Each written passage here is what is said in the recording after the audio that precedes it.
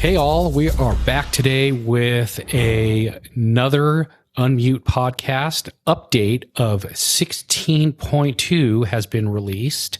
This has been released to all of the things. So it's on your computer, it's on your phone, iPad, watch, all across the board. It is everywhere. And there's some great new features that have come out, and we're going to discuss those today. With me, I've got Michael Babcock. Say hello, Michael. Hello, Michael. And I've got Michael Doyce with me as well. Say hello, Michael. Hello, everyone. So we're going to start out with an app that they actually have on all of the devices. So you have it on the Mac computer as well as iPhone and iPad. And this is called the Freeform. This is an infinite place that you can jot down your ideas. You can either type, you can use a pencil or pen, all of the things. So to get more in detail and really talk to us about what you can do with Freeform, today we're going to have Michael discuss with us what Freeform is, what you can do with it, how it works. So Michael, why don't you give us a primer on it? Sure. So Freeform is a new app in iOS, iPadOS, and macOS. It's a collaboration tool. And what it lets you do is it's an infinite canvas where you can add shapes and lines and arrows and visual elements to create like flow diagrams and things like that to this canvas. And you can add text boxes or sticky notes or things like that to this canvas, change colors and all those things. And the neat thing is it's all accessible with VoiceOver. So I can drag and drop an item onto the canvas. I can even grab the handles of that box to resize it with VoiceOver, double tap and hold and drag, or use rotor actions. That works as well to do all these things. So it's a really neat app, and I feel like it was delayed. It was originally supposed to be out in 16, but I'm glad they took some more time on it and really filled that out. So Freeform is pretty neat to play with. I haven't found a general purpose for actually using it, but I know a lot of business folks and people will be able to share accessibly with that. So at least check it out, figure out if you like it or not, and go from there. Yeah, it's a great way to share if you're having a meeting and you want to jot stuff down and you want everyone in the meeting to be able to see, notes or diagrams. You can import all kinds of documents, PDFs, markup, all that kind of stuff. So it's good in that sense.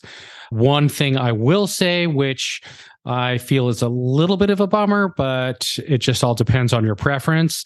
It does not have dark mode. So you're always going to have that bright white background unless you drag a black shape onto the work area. But as a default, there is no dark mode. Anything else that you can think of that you want to say about it? It does work with VoiceOver and the other accessibility features, so that's good. Yep, works with zooming and all those things, so it's worth checking out for sure. All right, so the next thing that we have is Apple Music Sing. So this is where Apple Music is now showing the lyrics so that you can do karaoke. So anyone want to chime in and discuss how this works? So Apple Music Sing, they've always shown, or for several versions, they've shown the lyrics so you could do karaoke, and so you could read the lyrics as it goes on. The difference here is that, from what I've understood, you can lower the vocal track in a song so that you can sing out the lyrics, and you can probably do share play and things like that, so you could do karaoke online with your friends. So it's more of a online karaoke tool, which I think is pretty neat, where you could just lower the track and do those kind of things. It's not on every song though, folks. So I believe only certain songs are supported with Apple Music Sing. Somewhere. Oh. The next feature that was released was called iCloud Enhanced Data Protection. And what this does is it encrypts all of your data for end to end. So, Michael, you want to talk about this a little bit and what this does? Sure. So not only did Apple increase the encryption levels and security aspects of iOS, which they talked about in the WWDC of 2022, but they also have brought in these features and made them live. I am super excited about iCloud Private Relay, which allows you as the end user to be able to browse the web like you normally would without having to make any changes to your network settings. For example, not having to join a VPN. And what it looks like, and my understanding, full caveat or full transparency, I am not the most smartest network person out there, but my understanding is that traffic is encrypted to the DNS provider, and then from the DNS provider to the website web host, it is also encrypted. So that means your internet service provider will know that you're making a search, but they don't know where you end up at the end. And I'll put a link in the notes for this episode to an amazing explanation done by Bart Bouchatz over at Security Bits from the NosillaCast, so that way you can better understand it, because he does a great job at explaining it. But more importantly, the fact is it's live. You may run into some interesting problems unless those have been solved with some web pages, but you can go in and tap on your name, tap iCloud, and then tap on the setting to switch it on. But Michael, they also announced some interesting AirDrop updates, and you have some opinions about these. Yes, I do. So it has been a political issue where in China, they've had some protesters that have used AirDrop as a way to send where they've used AirDrop to send data to or information to people nearby by using AirDrop if people have their settings set to everyone. So Apple originally said, well, for folks in that demographic, we're going to set AirDrop to only work with everyone for 10 minutes, and then it goes to contacts only. Well, now in 16.2, it has been set to everyone for 10 minutes only if you have the everyone setting turned on. My view on this is that AirDrop is a feature not a lot of people use, and it's if you're going to family to see family for Christmas, and you do use AirDrop, and you say, "Hey, I want to send you this great picture of all of us. I don't want to, or I want to just AirDrop it because that's the easiest way to do it." Well, if your family member's not in your contact list for some reason, or if they're distant family and you want to send it to everybody, you could just tell them, "Hey, go to settings, turn it to everyone." And they can just leave it that way. AirDrop requires 30 feet of distance or less to be able to see an iPhone to send to that phone. Usually even less than that. So typically, you're not going to be getting things you don't want. And so now somebody may go turn that to everyone, and then 10 minutes later, they go to use AirDrop again, and they don't know why it doesn't work. And they're not tech savvy to go figure out, I need to go change that setting back to everyone again. So I feel like it's really not the best approach if you want people to use a feature to set that or make that a rule for everyone to be limited to a 10-minute interval. But you will have only 10 minutes if you change your setting to everyone in AirDrop. So that is an update that's come out this year or this time. Very good. So moving on, the next feature, which isn't quite as big of a deal, but is for some, which is always on display. Always on display is on your lock screen.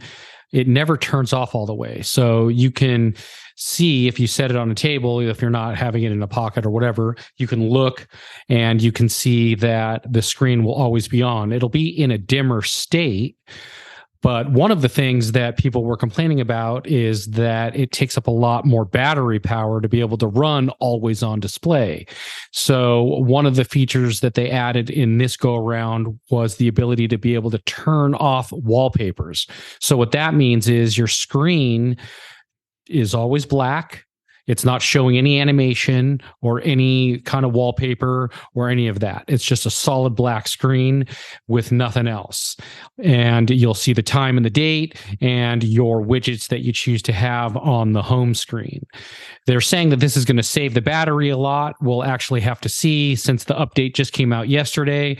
There hasn't been enough time to see how much it actually will save the battery. So we'll have to test this. We'll check it out and see what happens over, the next week and see how different it really is, how much battery it actually saves, all of that good stuff. So you guys have anything you want to chime in on with the always on display? And I believe they have it where you could turn off notifications on there as well. So that's also going to help. Definitely. Anything to save battery, that's going to be the most important thing, because if you don't have battery, you don't have access to anything. Right. I just want to say, I think it's a pretty big update. One thing from a low vision standpoint on the iPad is that there was a major zoom issue with moving around with 3 fingers. You'd zoom out and it would almost cause the system to hang while you're scrolling and doing different things on the iPad. This was on my iPad Mini and Pro, and that appears to be fixed. So you're going to have a better zoom experience in the full version of 16.2. So everybody with low vision, you'll really enjoy that. Yeah, I would definitely highly recommend updating it. It's got a lot of security features across the board. It's got some good stability issues, and I would say it's working pretty solid, so it's safe to update. It didn't take that long. I got it going. It started downloading immediately, and I think 15, 20 minutes later, it was installed. So it was pretty easy to install. It didn't take a whole lot of time. And as we move forward and more people have it installed, there'll be less, strain on the servers, and it would be even faster to download. So if you have internet that's not so great, or maybe you're only running over cellular, I would suggest maybe waiting a few days until a lot of people already have it downloaded and installed, and it might go a little bit faster for you and take a little less time if that is something that you're concerned about.